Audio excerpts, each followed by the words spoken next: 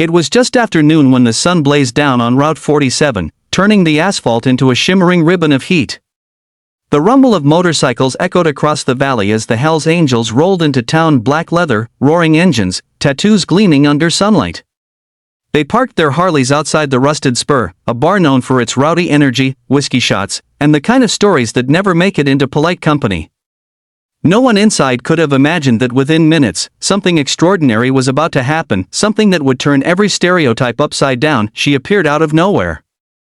A young woman, barefoot, hair matted with sweat, clothes torn at the sleeve. She stumbled across the parking lot, clutching a small bundle in her arms. Her knees buckled, her lips whispered something no one could quite hear, and then she collapsed face-first onto the gravel right outside the biker bar. If you believe in kindness, redemption, and second chances, please take a moment to like, comment, share, and subscribe to Midnight Reports. Because what you're about to hear isn't just a story, it's proof that light can bloom from the darkest corners of the world. For a few seconds, no one moved. The bar music kept playing, the pool balls clacked, laughter carried from the porch. Then the door creaked open and a shadow fell over her. It was Bear, the club's leader, a towering man with a gray beard, arms thick as tree trunks, and a reputation that sent shivers down anyone new to town. He looked down at the unconscious woman, her chest barely rising, the bundle in her arms trembling. When he bent down and lifted the cloth, everyone gasped. Inside was a baby, pale, weak, crying softly. Bear's voice boomed through the doorway. "Get Doc." Now, Doc wasn't a real doctor, just an old member with a steady hand and a first aid kit that had seen better days. Within moments, the bikers gathered around, forming a loose circle. Some were rough men with prison tattoos, others young recruits trying to act tough. But every single one of them fell silent as Doc knelt beside the woman and checked her pulse. "Dehydration," he muttered. "She's burning up. Kid's malnourished too."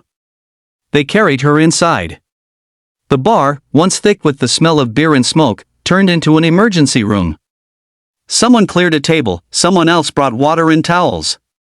The baby, maybe a few months old, was wrapped in a leather jacket to keep warm. When she finally woke, it was late afternoon. Her first words came out broken. "Where am I?" Bear sat beside her, his gruff voice surprisingly gentle.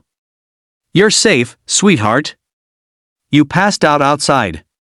What's your name?" She hesitated. "Clara." Her eyes darted around the room, landing on the sleeping baby in a biker's arms, a big man nicknamed Diesel, humming an old country tune to keep the child calm. She tried to sit up, panic flashing across her face. "Please, don't take her away. She's all I've got." Bear put a steady hand on her shoulder. "Ain't nobody taking her, ma'am. You rest. You're safe here." But safety was a word Clara hadn't known for a long time. Over the next few days, as she regained her strength, the story began to unfold, one heartbreak at a time. Clara had been running. Her husband, a man named Roger, had turned violent after losing his job. At first, it was yelling. Then came the bruises.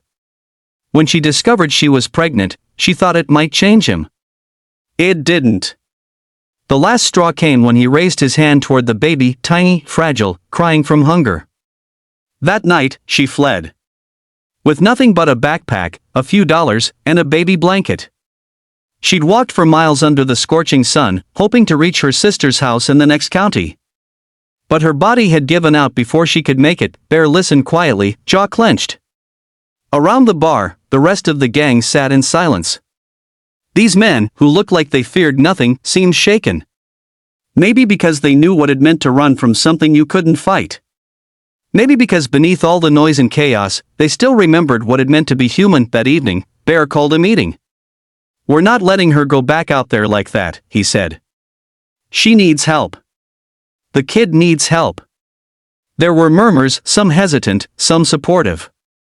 Taking in a stranger wasn't exactly in the club's rulebook. But one by one, they nodded.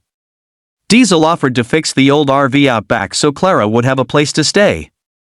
Tiny, the quietest of them all, brought formula and diapers from the general store.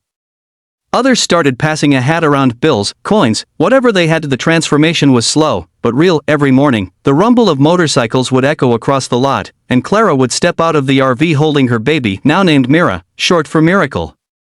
She'd wave as the bikers rode off for their work at the auto shop nearby.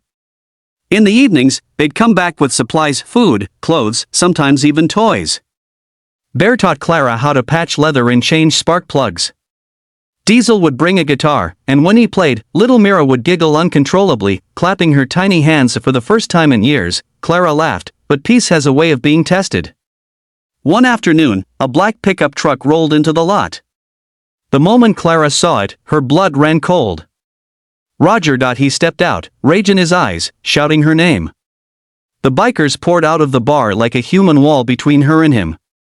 Bear walked forward slowly, shoulders squared. "You lost something, pal?" "That's my wife," Roger snarled. "And my kid. I'm taking them." Bear's eyes narrowed. "Not today, you ain't." Roger lunged, but before he could take another step, Diesel grabbed him by the collar and pinned him against the truck. Clara screamed, clutching Mira tightly. The police sirens that followed minutes later weren't a coincidence. Tiny had already made the call. Roger was arrested for assault, trespassing, and multiple outstanding charges from his past. As the dust settled, Clara broke down sobbing into Bear's chest, whispering thank you over and over. After that day, everything changed. The bikers became her family. They took turns watching Mira when Clara started working part-time at the diner nearby. Bear made sure she got legal help to file for custody and protection. And slowly, the fear in her eyes was replaced with light. Months later, during the club's annual charity ride, an event where they collected donations for struggling families, Clara stood on stage with Mira in her arms, her voice trembling as she spoke into the microphone. "When I collapsed outside this bar, I thought my life was over. But these men, the ones people call dangerous, scary, outlaws, they saved me. They didn't see a broken woman. They saw a person worth saving. And I'll spend the rest of my life proving they were right." The crowd erupted in applause. Cameras flashed. For once, headlines about the Hells Angels weren't about fights or fear, they were about compassion. Local papers ran the story.